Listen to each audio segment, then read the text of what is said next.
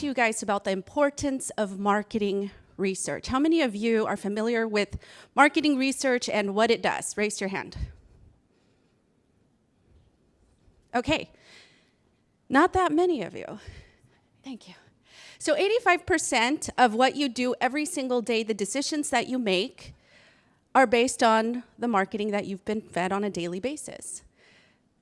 The reason why marketing research is so important is because marketing research basically taps into the psychology of the American people. That's important when you are in an industry when you need to advocate and you need to make a difference. Now, in marketing, what we do is we don't change the minds of consumers. But in advocacy, you have to. And since you are going to be in an industry where you have to advocate for your product or service, or the belief in medical and where you need to take it, advocacy is the number one thing that you need to do and you need to know. And you need to understand how Americans think, why they buy, why they consume, and what makes them change their minds, like Keith had said earlier. So the future of cannabis, we can't look into the future unless we look into the past. So NAM, grass, and love. Thank you, Keith. You did such a great job in taking us back during the Vietnam War. The pioneers of grass, known as weed, and love. So baby boomers had this very interesting lifestyle. And how many of you hear about millennials today? Raise of hands. A lot of us know about millennials, right? They're entitled, lazy. They're also the highest educated generation. And they're highly influenced by the baby boomers. Why is this important? Keith talked earlier today about how there is a rise with baby boomers smoking marijuana and a decrease with teenagers smoking marijuana. That's because their parents and their grandparents are smoking marijuana and they have normalized marijuana in their homes. And after all, if you're in this industry, part of the prerogative is to normalize marijuana nationwide. So I'm also going to talk about the criminalization, prejudice, activism, culture, advocacy, misconceptions, job creation, technology, and social norms as we get into the future of cannabis. Okay, let me see if I can do this. I know we were having difficulties with this before. It's not working.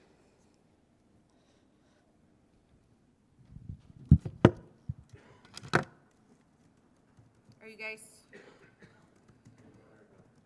You got it? Okay, perfect. Why is it important to look at the states where marijuana is legal, almost legal, and not really legal? Because when you're getting into advocacy work, you really need to know where you stand in the nation. Marketing research is really the backbone of figuring out psychologies and working on plans to legalize on a national level. Now, you have to understand marijuana smokers in New York are different than marijuana smokers in Oklahoma, who are different than marijuana smokers in California. So it's very important that you know where you're coming from, what kind of advocacy or marketing you're going to deliver based on where you live. You can't just get information from like California research studies. You want to make sure that you are specific to your state. NAM, grass, and love. Again, I talked about Keith. He did such a great job taking us back. That was such a big time for baby boomers, and they are known as the pioneers because they are the original millennials today. Millennials and baby boomers are so much alike. How many of you have heard that before? We've actually studied it. It's very true. So today I say that millennials are the flower children of today's generation. We're very much alike to the baby boomers. Okay. So cannabis has what was widely used by hippies. Hippies was a word that was brought up in marketing, believe it or not. force marketing strategies. Like I said earlier, 85% of the decisions that you make every single day are based on everything that you see in the media.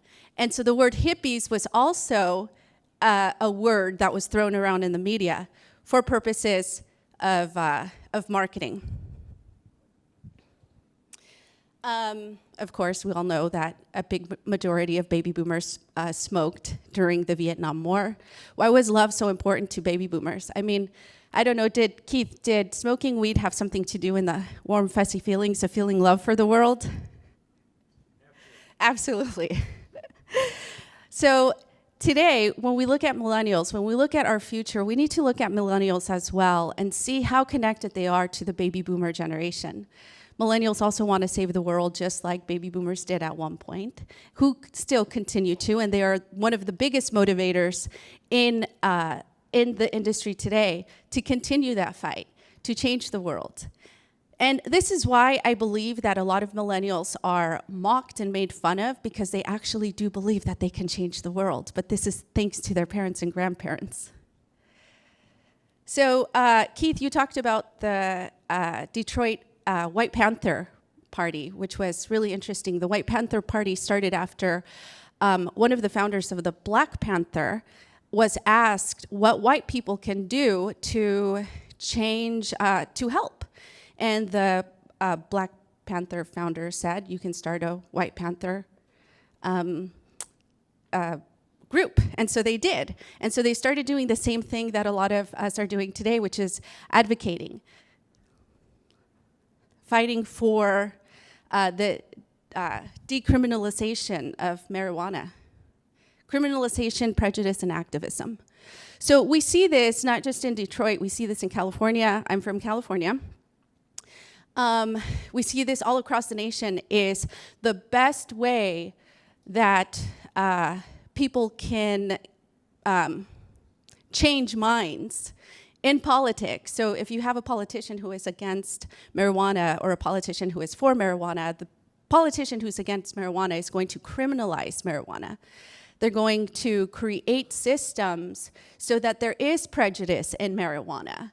Actually, statistics show that a lot more brown and black Americans are imprisoned from marijuana use than any other. Activism, I talked about that earlier. In order for you to really be an activist in the industry, and if you are in this industry at whatever capacity, at whatever level, you want to make sure that you are also an activist, because this is really going to determine the future of what you're doing today. This is my favorite, cannabis culture, generation to generation. How many of you are baby boomers? From show of hands. Generation X. Millennials. Okay, fun. All right, so in case you're wondering, millennials are born from the year 1982 to 2000. And 71% of millennials are for legalization. This is according to Pew Research. Generation X are born between the years of 65 to 81, and 57% are for legalization, and boomers are born between 46 and 64, and 56% are for legalization. What does this tell us? This tells us that the next round of big voters are the ones who are the most interested in legalizing marijuana. So this is great news, and this is across the board. The cost of prohibition cost the government approximately $20 billion. Did any of you know that? The cost of prohibition costs the government over $20 billion, and this is based on law enforcement, it's based on incarcerations, it's based on let me see. And about 8.7 billion would be generated from taxes. So they're losing a lot of money simply because there is prohibition. Growth. Growth in the cannabis industry. How many of you are entrepreneurs in cannabis?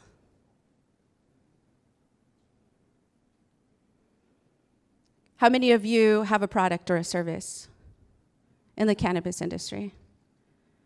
Okay. So if you have a product in the cannabis industry, what does this look like for you?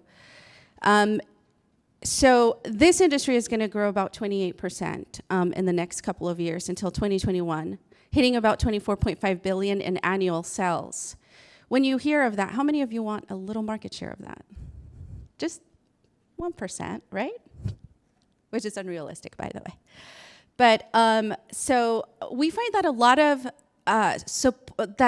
of polls show that there's a lot of support for legalization. So why is this such a big problem in Detroit? Why is this such a big problem in Michigan? There's a lot of the times we have to fight against other agendas, correct? We have politicians who have been bought out.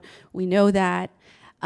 We're trying to fight this fight. I'm a mother who has a son who has ADHD, and I give him CBD. And it's extremely hard when you're in the forefront of trying to administer CBD in the school systems, and you have to jump through all of these hoops to get that done. Now, the reason why this is happening is because it hasn't been normalized. Nobody knows what to do with where we're going in cannabis, the school systems, the government. A lot of the big issues with the government is figuring out a way to have the right processes into place. And before they can do that, then they're gonna have a little harder time to make sure that that is legalized. The government is buying time. And what happens when the government is buying time is that people like my son kind of have to pay the price. People who are in medical have to pay the price. There is a big misconception in government, but the misconception isn't that big, because let me tell you what the government is doing. Part of marketing research and why it's so important is that what we do in marketing research is sometimes before laws are even implemented or even taken to the ballots, marketing research has been done in particular areas. And so sometimes we believe that by the time a law is created that we actually have a chance, but what we do in marketing research is we get the psychology of the consumers or the psychology of the voters in that particular area. So if we want to win, I'm saying we because I'm part of the marketing research normally, but I don't necessarily am a part of the belief system. But what we do is we figure out how people feel about certain politicians, about certain laws that are going to be passed.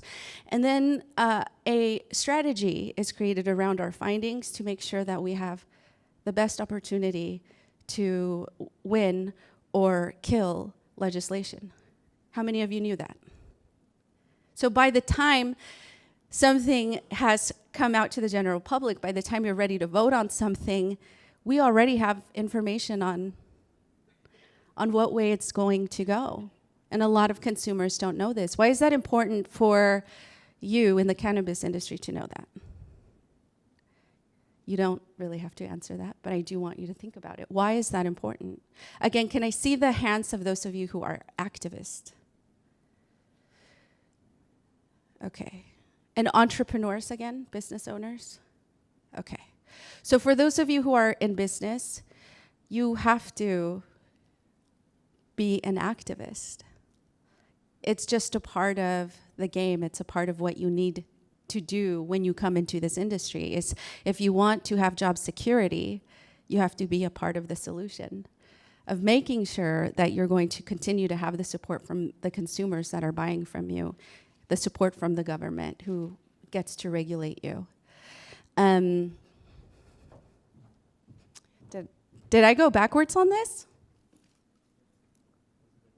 Oh, I left it. Okay.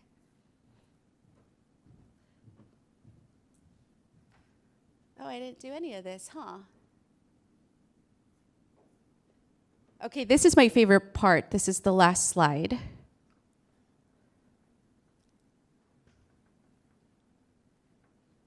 I talked about all of this and you guys didn't get to see it. Well, since the group got a lot smaller, I'm going to hang out over here if any of you want to come over. Oh, Oh, you need me in the light. Okay. Thank you. That's what she was saying. Okay. Thank you so much. All right. So I'm going to talk about the future of cannabis. How many of you are excited about the future of cannabis? Do you believe that there is a bright future in cannabis? Absolutely. Not just for the end user. We've seen that cannabis is one of the largest industries today, with a potential of billions of dollars every single year. Tech, there is big growth in tech. How many of you have heard of blockchain technology? So blockchain technology, if you go down and you look at accelerated cashless society, is that the cannabis industry may accelerate a cashless society because the technology is there, because the need is there. The need is there in cannabis, one of the largest industries today. And so how is that going to affect and trickle into society is that it may accelerate a whole system of being a cashless society because of the cannabis industry. This is why tech is so important, because there are so many things that people are doing in cannabis today that are streamlining systems, that are really making it easy to take seed to retail.